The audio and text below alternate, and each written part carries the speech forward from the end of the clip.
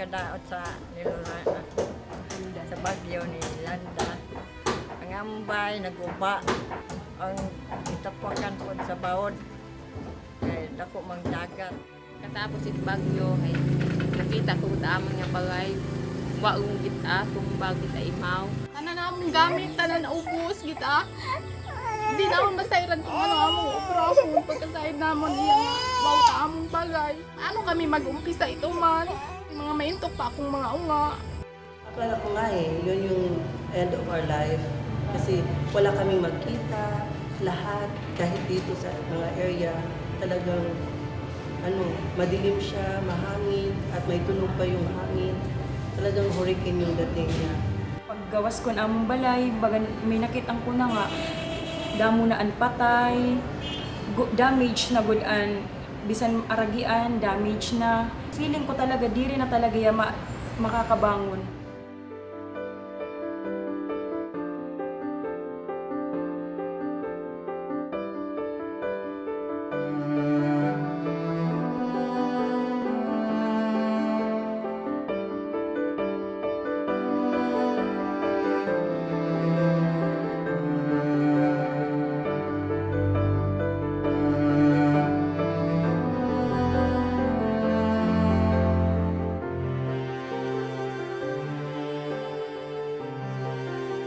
Challenges of implementation for the Haiyan were the scale of the disaster.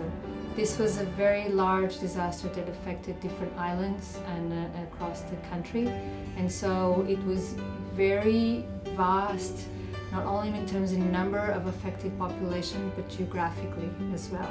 That meant that we had to extend our presence into new places in the country where we hadn't been before, or we didn't have open offices at that time.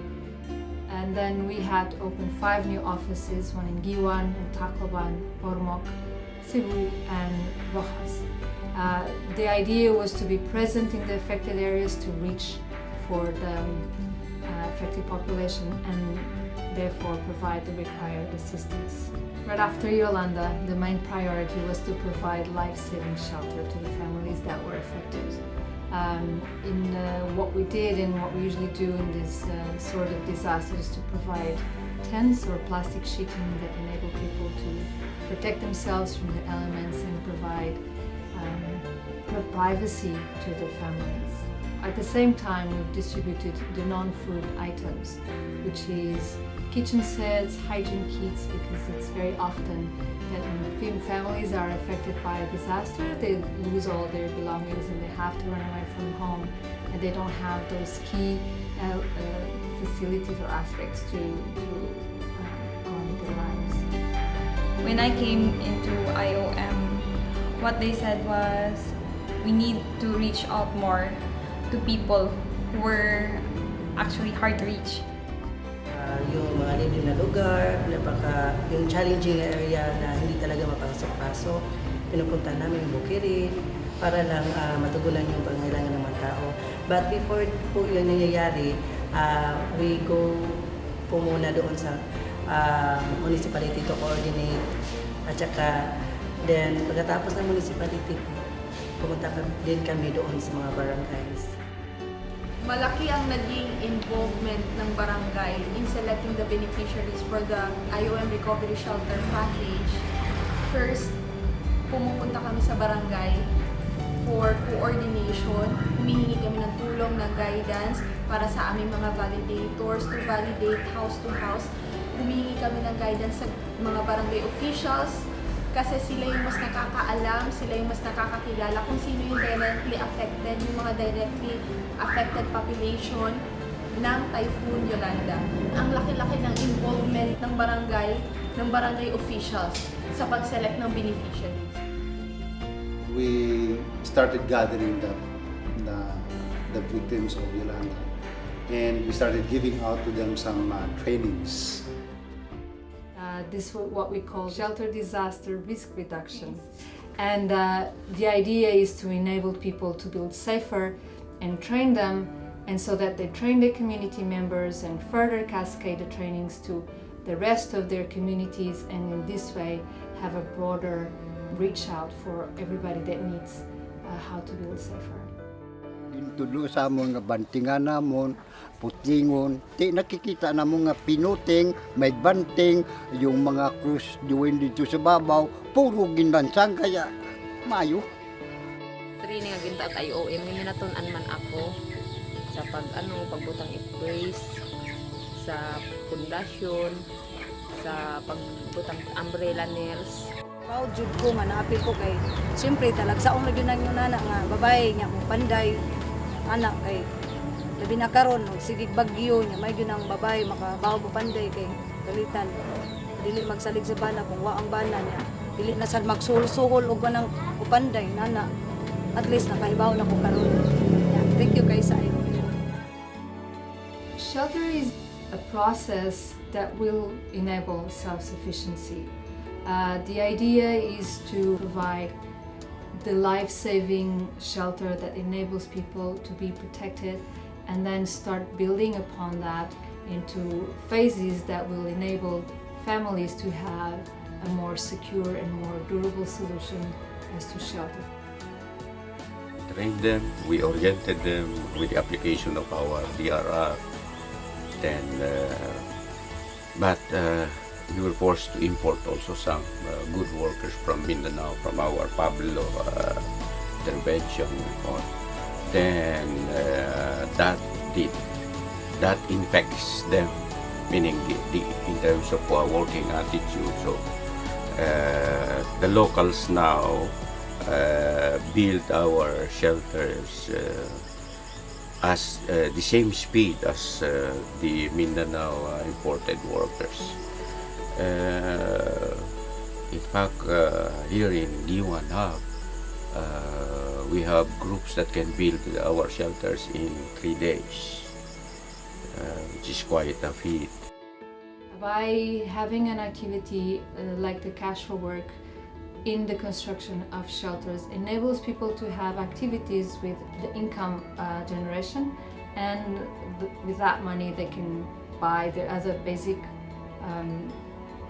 requirements as food or buy education for kids, etc. And at the same time it will enable them to be active. Maraya na ba ang trabaho kay nabagyuhan man kami. Nandiyan na nga bagyang Yolanda. Yung kuha ko ayuin, ako nakapatong kong kating.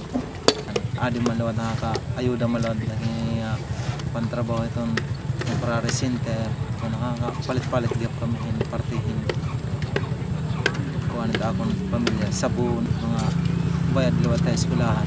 Eskwela naman akong mga anak. Nalilipay kaya pa kung nakakabulig liwat ako ito kasi ko tao. Nabubuligang ko herangan. May balin herangan may balin herangan kan amon kini mga temporary center para dire na harap pa pangulbaan tera ginuwag ito ha iti kung diin pa nga mga barangay pwede ko ini apply nga ini pa nga mga trabaho pwede akliwat maghimot akong kalagaring ng balay nga suga dito katibay. We had two main activities in the Haiyan affected areas for the shelter program. One was the recovery shelter kit, which included construction materials, CGI toolkits and fixing kits to enable people to fix their roofs. The same RSK kit included the shelter training and the cash grant. Families will receive a small amount of cash that will enable them to purchase extra material that they may need to build or rebuild their houses, or even to hire skilled labor to help them to achieve that. Dakoan iya ginbaguhan kay hanuna antumala kami nga nakakahigda kay tungod nga nagtututuro man han paghatagi na haamon hinsim kumbaga naging maupay nan amon pangaturog kay dire naman nagtuturoan amon gin puokyan nga balay. The other activity are the transitional shelters, where we actually build transitional shelters or single detached units where a family will move into. Mostly these are built in relocation sites for families that live in unsafe areas or they have no possibility to return to those places and needs temporary or permanent relocation. Nagkakayin hatin, hinapulo ka bulan. Tapos yan na aanhin na kami ha tagpuro, nakaakoy na himbalay. Prahin ka malipayon talaga kay di na kami naakuyintin. Dako nang pinag-ibaya na ngayon na kami usa nga balay. Maupay-upayan na. Kontra na dito kami hantin. Kay diri na din himapaso, presko net hangin. Amula ito, waray pa kami mga trabaho. Nagbibiling-biling pala. Iba talaga, parang nasisring mo nga imo, ginhimo para imo. Oo, may parang gin malasakitan ka, so ganito. Iba nga, kumbaga totoosin, iba nga tao nga bumuli ga imo, ginhimo ang so ganito. Ay, basta. Ay, amo ito nga, salit man, makikita niyo akong balay, iba talaga hit iba. Diri balitang, rampa iya, tungod hit ak wheelchair, tungod nga PWD ako, disable man ako. Asya ito nga, design para ako. Pasalamat ni ugdak ko nga may bay. Sana unta nga napay katabangan nga sama na mo nga naguban ubay sa taga-IOM. Daghang yung kayong salamat. In terms of numbers, we've reached over 100,000 families with shelter support in all of the affected areas, Haiyan-affected areas. But I think beyond the numbers and the quantities is the qualities. We've been able to support many families that were in need of relocation. When we did the monitoring, most of our beneficiaries did apply the things that we taught them during the DRR seminars and trainings. Although some of them still needs more time for them to apply the trainings, I think with our help, maybe they can achieve that. Was able to go to the highlands of the mountains and to the islands of the seas. I said that because we reached the island barangay, which other organizations did not. And we were able to reach the highest mountain here in Panay. Ang laki ng nakita kong pagbabago, lalo na dun sa mga communities na natulungan ng IOM, namigyan ng recovery shelter packages. Nakita ko doon kung paano sila bumangon sa tulong ng IOM. We've had a key role in trying to advocate for safer construction practices. We've done a lot of work with other partners, including the shelter cluster, to disseminate these key messages on how to build safer shelters. Our transitional shelters also include features that will mitigate the risk of impact by disasters. So that's definitely a key component of our contribute to the population affected by Haiyan. Salamat namon sa IOM sa ginbulig niya, gindulon niya. Kag sa tanang kumuluyo diri baskin sino pa magkukundi nagapasalamat kay kunway ang IOM ngayon kamang-kamang pa kami tuta. Nagpapasalamat akuhan IOM lalong-lalo na kay gida ko ito na nahibulig gud haamon. Tugadan mga nanhatag haamon nga tanan himbulig, salamat nga dako ha ira nga tanan. Kundi tikang ha ira waray kundi tikang han IOM waray pa kami na dinihini nga. Hinidinhiya na nga balay, din hatag puro. Nalipayon kami nga magpamilya, ay duin nga may habaton kaming bulig halit sa IOM. Gapasagamat gid kami mabahog dahil nakaumpisa kami. Bisan pa paano ay may amon naging istara, maging tugugan ang mga unga. Dako ning buligan IOM maakon kay tungod ang pagsulod kon IOM, kumato kami ay iba-iba nga lugar. Nakita namon, nabaruan namon ang story, an era life after an Yolanda. Nakita ko nga bagat lucky pa ngayon ako, bisan bagat feeling hopeless na talaga ako at that time, na parang nakita ko nga may da pa ngayon rason para pagbangon. A lot still needs to be done because the impact of Yolanda did not receive any type of assistance. According to the shelter cluster numbers, I think we've reached only around 30% of the families with recovery shelter needs. That means that a large number of families are on their own and trying to rebuild their homes on their own and with the means that they have or don't have, which definitely increases their vulnerability to a future disaster. That is a key concern. We would like to identify, to have more information about those needs. We will have to work with our partners to see where are the key gaps and try to address them. One of the key areas that we are still committed to work on, and we believe there's a serious need, is to keep working on training people to build safer shelters. We are very much interested in complement those trainings with information campaigns to disseminate information that can be useful for those that are in the process of rebuilding their homes, but can benefit from advice on safer construction techniques.